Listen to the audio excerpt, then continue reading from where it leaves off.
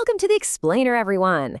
Man, I am absolutely buzzing today. So if you're trying to figure out how to buy the absolute best yellow sapphire for astrological purposes, to really harness that legendary Jupiter energy, you're in exactly the right place. We're going to walk through exactly how to start looking for the perfect stone, and we'll tackle a really tricky design challenge too. Specifically, how to mount this powerhouse of a gem in a delicate lady's ring while making sure it maintains that all-important skin contact. The stakes are high, so let's just jump right in. Okay, so here's the million-dollar question. The market right now, it's literally flooded with stunning yellow sapphires. But, and this is a massive but, if you buy a stone that's been treated incorrectly, or honestly, even if you just mount it the wrong way, your investment carries zero astrological power.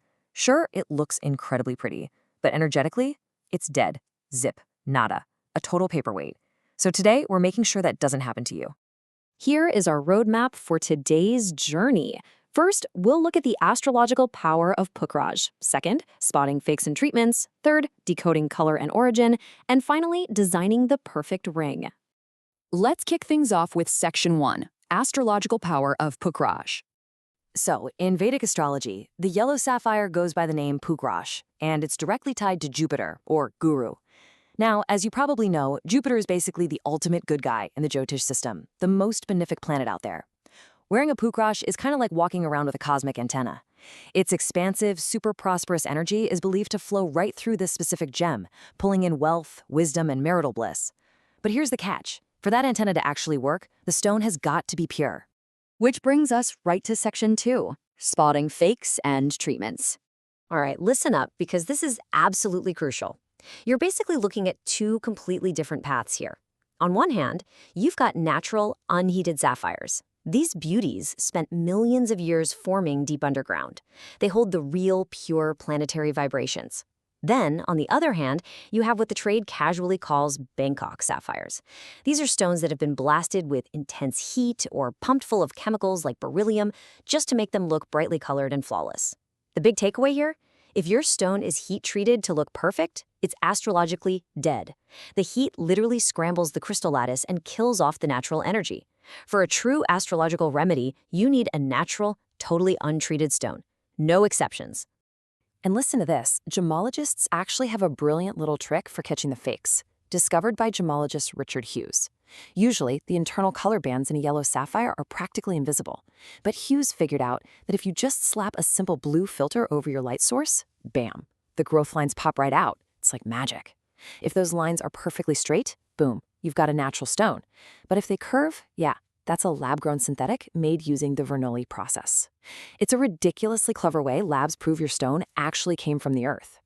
Moving right along to Section 3, decoding color and origin. Well, not all dirt is created equal, right? Where your sapphire comes from plays a huge part in its quality. Ceylon, which is modern-day Sri Lanka, is the absolute, undisputed gold standard for Pukhraj. And why is that?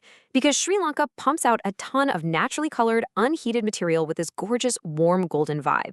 Now, Madagascar gives us some pretty decent commercial stones too, but those Thai or Bangkok stones we just talked about, mostly heavy heat treatments. Definitely avoid those for astrological use. If you want the absolute best, Ceylon is the way to go. Okay, so once you've nailed down the origin, you've got to scrutinize the stone itself. You are hunting for a vivid, pure, golden canary yellow. What you don't want, and I mean definitely avoid, are any brownish, muddy casts or strong orange undertones. Also, the stone has to be eye clean. That just means when you look at it from a normal distance, you aren't seeing big cracks, black spots, or cloudy patches. Astrologically speaking, heavy inclusions basically act like a roadblock, physically disrupting the light and stopping Jupiter's energy from flowing into your body. Let's talk budget, because reality check, a premium, unheated Ceylon yellow sapphire that's both vividly colored and eye clean, yeah, that's incredibly rare, and it commands a serious premium. Depending on the size, you're looking at anywhere from 90,000 to over 7 lakh rupees per carat. So if someone offers you a totally perfect natural stone at a bargain basement price, run. Seriously, be very suspicious, because it's almost certainly a fake. Okay, let's dive into Section 4, designing the perfect ring. First things first, what metal are you putting this in? Well, Gold is the ultimate conductor for Jupiter. It's warm, it's radiant, and it matches the planetary energy perfectly, which gets you the fastest astrological results. But hey, if you're keeping an eye on the budget, or if you just prefer a cooler, simpler look for your jewelry, silver is a totally fine alternative. It still conducts the energy, though the effects are said to be just a little bit milder. Now, pay close attention because this is the absolute golden rule of astrological jewelry. The stone must touch your skin, no exceptions. Here's where it gets tricky, especially with a delicate lady's ring. Jewelers love to close off the back of the setting or add a thick metal gallery underneath to protect the stone or give it structure.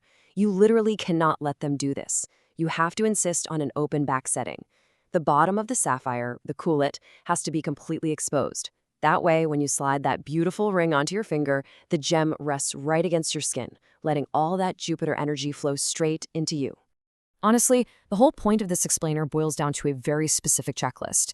To really harness Jupiter, you want a stone that's at least 4 to 6 carats, or roughly 1/12 of your body weight.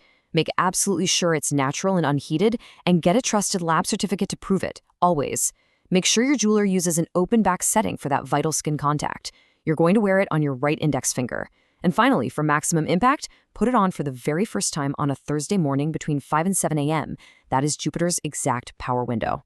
So I want to leave you with this thought to chew on. Take a real close look at your own jewelry tonight, or think really hard about that piece you're planning to buy. Ask yourself, is your ring actually a conduit for prosperity, or did you accidentally just build a pretty little barrier? When you respect the science of the gem and follow the ancient rules of the setting, a yellow sapphire becomes so much more than just jewelry. Thanks for hanging out with me for this explainer, and hey, here's to unlocking your absolute best fortune.